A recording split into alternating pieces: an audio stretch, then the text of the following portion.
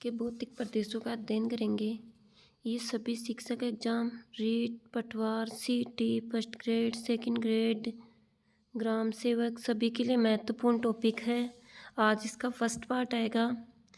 देखो, सबसे पहले राजस्थान के भौतिक प्रदेशों का सर्वप्रथम निर्धारण प्रोफेसर वीसी मिश्रा ने अपनी पुस्तक राजस्थान का भूगोल में 1968 में 7 भागों में विभाजित किया था।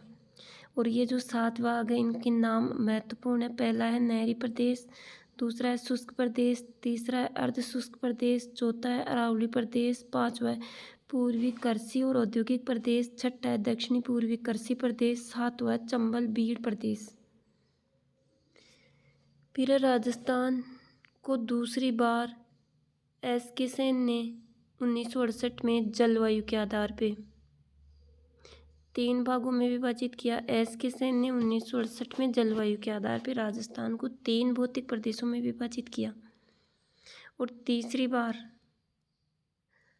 प्रोफेसर रामलोचन सिंह के द्वारा 1971 में राजस्थान को 2 भौतिक प्रदेशों में विभाजित किया गया, राजस्थान और राजस्थान का पठार। रामलोचन सिंह ने 2 भागों को 4 उपभागों में बांटा। मरुस्थली प्रदेश, राजस्थान का बांगर, अरावली पठारी प्रदेश और चंबल बेसिन। इन 4 भागों को फिर से 12 उपभागों में बांटा।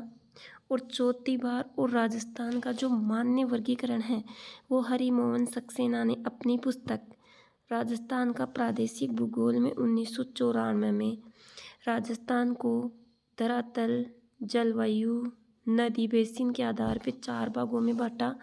पश्चिमा रेतीला मैदान, अरावली प्रदेश, पूर्वी मैदानी प्रदेश, दक्षिणी पूर्वी पठारी प्रदेश। इस मानचित्र में देखो जो दिख रहा है आपको पश्चिमी रेतीला मैदान, इसको 2 भागों में बांटा गया है, रेतीला शुष्क मरुस्थल और अर्ध शुष्क मरुस्थल। जो रेतीला शुष्क मरुस्थल है इसको भी 2 भागों में बांटा गया है, बालू का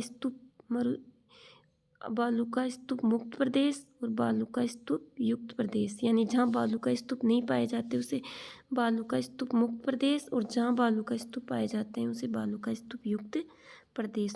दूसरा इसका जो पार्ट था वो था अर्ध शुष्क मरुस्थल। इसको 4 भागों में बांटा गया। देखो, घग्गर का मैदान, फिर उससे नीचे शेखावाटी प्रदेश और उससे नीचे नागौर उच्च भूमि और उससे नीचे सबसे नीचे देखो गोंडवाना प्रदेश, जिसे लूनी बेसिन के नाम से भी जाना जाता है। दूसरा प्रदेश है अरावली प्रदेश। बीच में जो मैप में जो पिंक कलर का जो दिया हुआ है वो है अरावली प्रदेश। इसको भी 3 भागों में बांटा गया है, उत्तरी अरावली, मध्य अरावली, दक्षिणी अरावली। फिर है पूर्वी मैदानी प्रदेश, इसको भी 4 भागों में बांटा गया है, बाणगंगा का मैदान, बनास बेसिन, माही बेसिन और चंबल बेसिन। फिर जो लास्ट में बचा हुआ वो है हाड़ौती का पठार। अब देखो इनके उपभाग। पहला है पश्चिमी रेतीला मैदान, इसको 2 भागों में बांटा गया, बालू का स्तूप युक्त और बालू का स्तूप मुक्त। पश्चिमी रेतीले मैदान को 2 भागों में, शुष्क मरुस्थल और अर्ध शुष्क मरुस्थल। पहला जो शुष्क मरुस्थल है उसे बालू का स्तूप युक्त, दूसरा है बालू का स्तूप मुक्त। अर्ध शुष्क प्रदेश को 4 भागों में, घग्गर का मैदान, शेखावाटी प्रदेश, नागौर उच्च भूमि और लूनी बेसिन। फिर दूसरा है अरावली प्रदेश, इसे 3 भागों में बांटा गया है, उत्तरी अरावली, मध्य अरावली, दक्षिणी अरावली। और तीसरा है उत्तरी पूर्वी मैदानी प्रदेश, इसे 4 भागों में बांटा गया है, Banas basin, Banganga basin, Chambal basin, Mahi basin. और लास्ट वाला है दक्षिणी पूर्वी पठारी प्रदेश, इसको 2 भागों में बांटा गया, विंध्यान का गार भूमि और दक्कन का पठार।